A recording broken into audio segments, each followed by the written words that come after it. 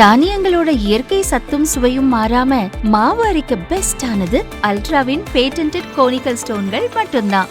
Ultra என்றால் ஆரோக்கியம்.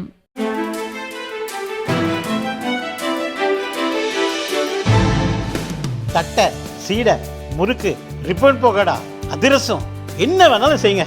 ஒரே ஒரு 5 லிட்டர் இதய மந்த்ரா கடல் எண்ணெய் பேக் ஒரு மாசம் முழுசுக்கும் அத்தனை சமையல முடிச்சு விடலாம். இதய மந்த்ரா.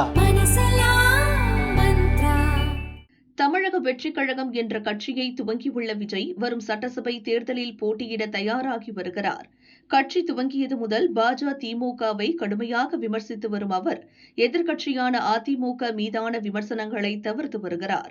கடந்த 4ஆம் தேதி நடந்த தவேக செயற்குழு கூட்டத்தில் பேசிய விஜய் திமுக பாஜகவுடன் கூட்டணி இல்லை என அறிவித்தார். கொள்கை எதிரிகள், பிளவுவாத சக்திகளுடன் நேரடியாகவோ மறைமுகமாகவோ சமரசம் என்ற பேச்சுக்கே இடமில்லை என்றார். ஆனால் பாஜகவுடன் கூட்டணி அமைத்துள்ள அதிமுகவை அவர் கொஞ்சம் கூட விமர்சிக்கவில்லை. பாஜக கூட்டணியை முறித்துக் கொண்டால் அதிமுகவுடன் கூட்டணிக்கு தயார் என்பதைதான் விஜயின் பேச்சு காட்டுகிறது. எம்ஜிஆர், ஜெயலலிதா ரசிகர்களாகவும் விசுவாசிகளாகவும் இருக்கும் பலரும் விஜய்க்கு ஓட்டு போட வாய்ப்பு உள்ளது. இந்த விவரங்களை நன்கு அறிந்து வைத்திருக்கும் விஜயும் தற்போது அதிமுகவினர் ஓட்டுகளை குறிவைக்கிறார். அதனாலேயே தவேகவினர் விஜயை எம்ஜிஆருடன் ஒப்பிட்டு பேசி வருகின்றனர்.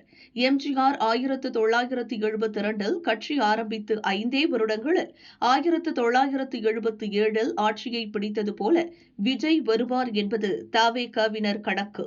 இது தவிர திமுக பாஜக எதிர்ப்பு ஓட்டுகளை அள்ளிவிட்டால் கிடைக்கும் ஓட்டு வங்கியை வைத்து அடுத்து எந்த கட்சி அமைந்தாலும் தவேக பவர் சென்டராக மாறும் எனவும் கணித்துள்ளனர். இதனை மனதில் வைத்தே முழுமையான எதிர்ப்பு அரசியலை கையில் எடுக்காமல் அதிமுக மீது மென்மையான போக்கை விஜய் கடைபிடிக்கிறார் என கூறப்படுகிறது.